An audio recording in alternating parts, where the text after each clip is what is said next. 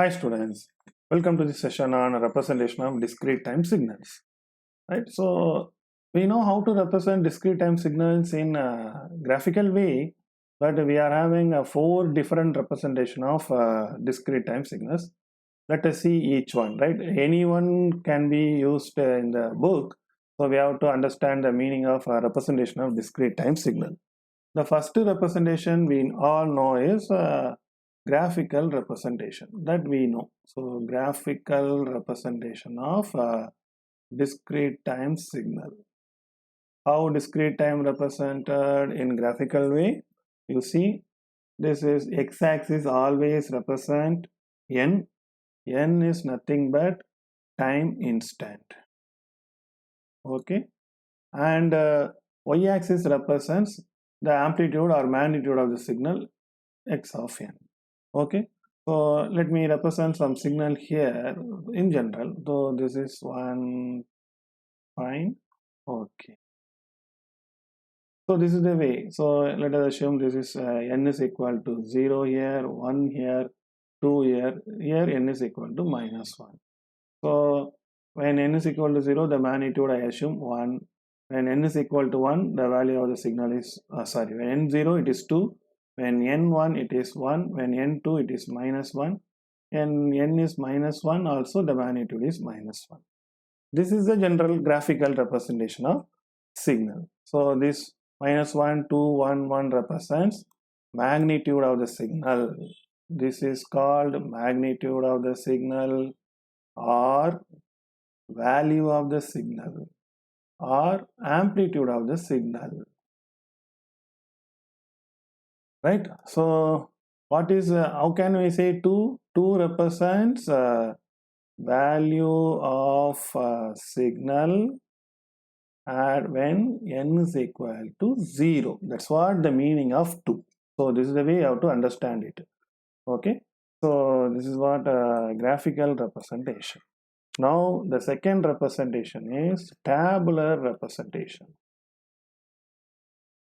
Right, so tabular representation, from graphical we can go to tabular representation. Right, so let me take this signal and represent in tabular form. So tabular form has two rows. Right, one row is representing n, another row is representing x of n. Right, time instant, amplitude of the signal. So here you see my n varies from -1 to 2. So I take n goes from -1, 0, 1, 2. Right, so when n is equal to -1, what is the value? X of n is -1. When n is equal to 0, x of n is 2. When n is equal to 1, x of n is 1. When n is equal to 2, x of n is -1. This is what graphical representation of the tabular representation of the discrete time signal. Very simple, right? So if I give this, you can draw this. If I give this, you can write this, right? Simple one. Third one is functional representation. Functional representation. This we are writing in the form of function, right? So what is a function? X of n is a function. So signal is a function. So x of n is equal to, you see, x of 1 value is -1 when n is equal to -1. X of n value is 2 when n is equal to 0. X of value is 1 when n is equal to 1. X of value is 2 when n is, x of value is -1 when n is equal to +2. Clear? So that's what functional. So the same thing I have written here. So all the three forms, everything is representing the same thing, so you can get one from another. Fourth form is sequence representation. This is what very important. In book we use this mostly, right? Sequence representation. Right? This is representing the value of the signal directly, and time is not represented explicitly. You see, my value, signal value varies from -1 to 1, -1. These are all the four sample values. That's what my signal has. Where is 0? N0 is 2. So the 0 is represented by arrow mark. If you see arrow mark here, that implies this is what n is equal to 0. So you go here, right hand side is n is equal to 1, n is equal to 2, this is n is equal to minus 1. This they won't give explicitly. So this is what they give, arrow mark. If arrow mark is not given, that means starting sample is your n is equal to 0 value, right? So if they give n is equal to 0, that is the n is equal to 0 value. Arrow mark is given, that is n is equal to 0. If n is not equal to n, if arrow mark is not given, then starting sample is the n is equal to 0 sample, right? Let me give one expression and draw and find the remaining expression. So let us assume this is the signal 2 1 minus 1 3, right? So here they didn't give anything. So where is n is equal to 0? This is what n is equal to 0, because they didn't give arrow mark. So this is n0, this is n1, this is n2, this is n3, right? So what is the meaning? When n is equal to 0, the signal value is 2. That means what? When x of 0 is 2. When n is 0, the signal value is 2. When n is equal to 1, that is x of 1 is 1. When n is equal to 2, x of 2 is 2. When n is equal to 3, that is x of 3 value is 3. What is the meaning? The sample value at time instant 0 is 2. That's what the meaning.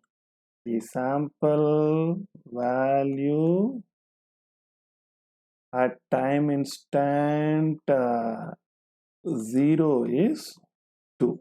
That this full form is represented with x of 0 is equal to 2. Right? This is what the problem given. So it is a sequential representation. Let me represent different representation now. First I draw graphical representation. What it is telling? N varies from 0 to 3. So x-axis n we know. So n varies from 0, 1, 2, 3. When n is equal to 0, what is the value? X of 0 is 2. So it is 2. When n is equal to 1, it is 1. When n is equal to 2, it is 2 again. When n is 3, it is 3. Right? This is what? Graphical representation. Same thing I can write in tabular form, right? So tabular form, this is n and x of n. N varies from 0 to 3. 0, 1, 2, 3. When n0, what is x of n? 2. When n1, x of 1 is 1. When n2, x of 2 is 2. When n3, x of 3 is 3. Clear or not? Simple. So we got a graphical representation, this representation, and now we write a functional representation. Functional representation, you see, x of n is equal to, you see, when n0, we have 2. We have another 2 also when n is equal to 2. So when n is equal to 0, 2, x of n is 2. You can short it. So similarly, when n is equal to 1, you see my signal is 1. When n is equal to 3, my signal is 3. This is what functional representation. Suppose if they give a functional representation of the signal x of n over, right? They give like, let us assume like this. Minus 1 when n is equal to 0, 2 when n is equal to 1, 3, 5, 1 when n is equal to 2, 4. How can you draw? You can draw like this, right? X-axis, n varies from 0 to 5 because maximum is 5, minimum 0. So 0, 1, 2, 3, 4, 5. When n is equal to 0, it is minus 1. Sample value, this is x of n. N is equal to 0, minus 1. When n is equal to 1, 2. When n is equal to 2, 1. When n is equal to 3, again 2. When n is equal to 4, 1. When n is equal to 5, 2. This is what graphical representation. How can you write it in a sequential representation? X of n. N varies from 0 to 5 only, so no need to go for arrow mark. when n is equal to 0, minus 1, when n is equal to 1, 2, when n is equal to 3, when n is equal to 2, 1, when n is equal to 3, you go in a sequential order of n. So that is very important. When n is equal to 3, again 2, when n is equal to 4, 1, when n is equal to 5, 2. This is sequential representation. Similarly, tabular representation, n, x of n varies from 0 to 5, 0, 1, 2, 3, 4, 5. X of n is minus 1, 2, 1, 2, 1, 2. Simple, right? This is the way a discrete time signal is represented. So you see, generally, what are the things you must remember about discrete time signal? This is what signal, you have to understand the things. This is samples. Each yellow line is called a sample. So 1, 2, 3, 4, 5, 6. The signal has 6 samples. Very important. Suppose if the people ask what is the value of sample at n is equal to 3, what is the sample value at n is equal to 3? This is what n is equal to 3 value. So n is equal to 3, sample value is x of 3, that is equal to 2.